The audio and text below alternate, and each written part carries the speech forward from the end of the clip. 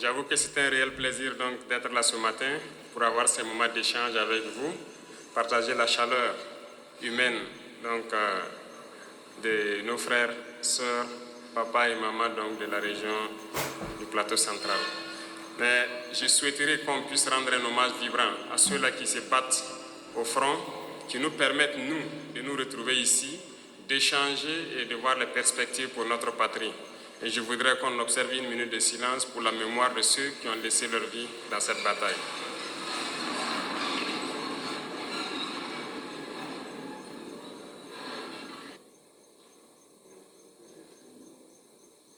Je vous remercie.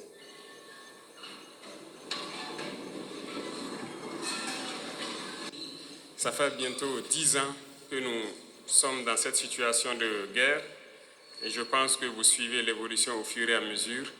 Et j'espère que tout le monde est conscient que nous ne sommes plus dans une guerre de terrorisme, mais dans une guerre d'indépendance. Et il faut que chacun comprenne que c'est une logique pour les impérialistes de nous imposer cette guerre. Normalement, chaque leader, chaque dirigeant devrait se battre pour son pays. C'est une logique. Ils se battent pour leurs intérêts et nous devons nous battre aussi pour nos intérêts. Si nous arrivons à nous développer, à prospérer, ce qui veut dire que là-bas, ils ne pourront pas se développer. Ils vont devoir régresser. Si nous arrivons à transformer demain nos matières premières, ça veut dire que là-bas, des usines vont fermer. Est-ce que vous comprenez la logique? Donc c'est normal qu'ils se battent pour mélanger notre société, pour nous maintenir dans cette guerre constante et qu'on ne puisse jamais réfléchir un jour se développer. Et là, ils continueront à se développer eux et nous serons toujours là à exporter vers eux nos matières premières et notre jeunesse en train de souffrir dans la misère, chercher à traverser l'océan pour aller mendier là-bas.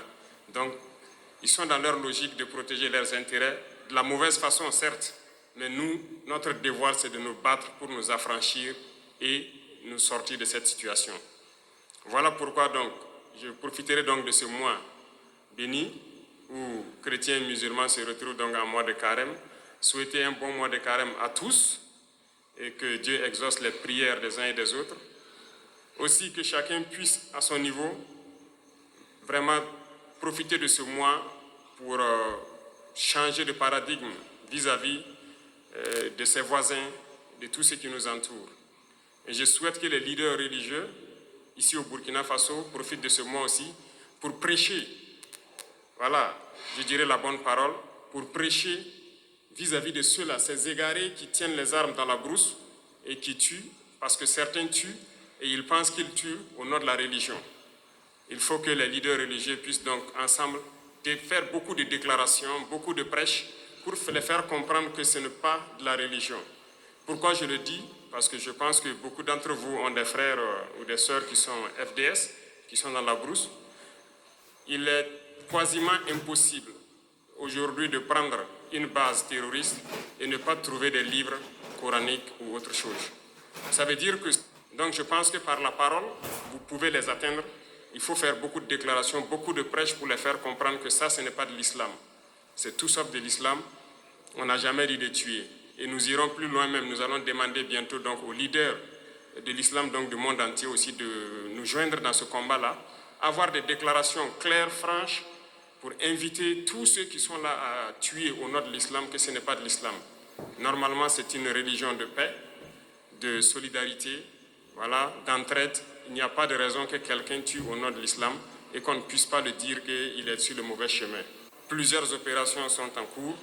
Il y a des zones abandonnées depuis plusieurs années que nous avons reconquis. Nous sommes en phase de consolidation et nous poursuivons nos manœuvres jusqu'à nos frontières.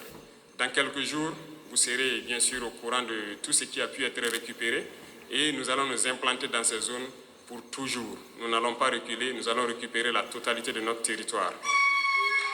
Et cela va se passer donc. Cela va se passer de façon progressive. Il y a peut-être des régions qui sont aujourd'hui, qui semblent ne pas voir certains actes, mais la guerre, c'est de manière évolutive. Nous allons blanchir totalement des zones et arriver au fur et à mesure.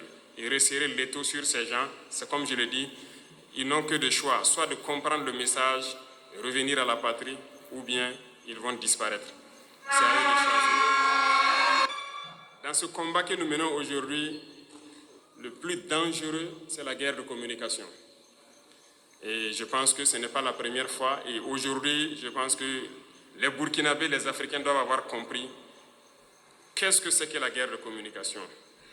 Malheureusement ou heureusement pour nous, l'impérialisme, comme disait Thomas Sankara, est un mauvais élève. Un très mauvais élève parce que vous avez beau le chercher de la classe, il va revenir avec les mêmes méthodes. Ils ne peuvent pas changer. Et souvent, ça devient du ridicule. Quand vous prenez aujourd'hui les médias impérialistes, vous voyez ce qu'ils publient.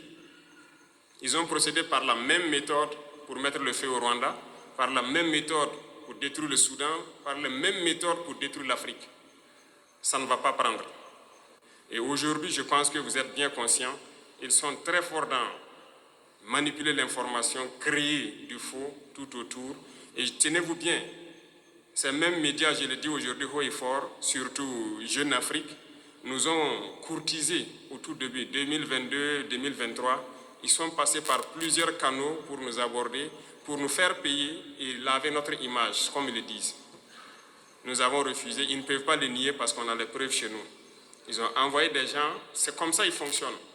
Et beaucoup de chefs d'État tombent dans leur piège, ils versent de l'argent chaque mois pour qu'on publie des articles pour laver leur image. Non, c'est dangereux. Ils ne vivent que de ça. Vous payez l'argent, ils mentent, ils lavent votre image.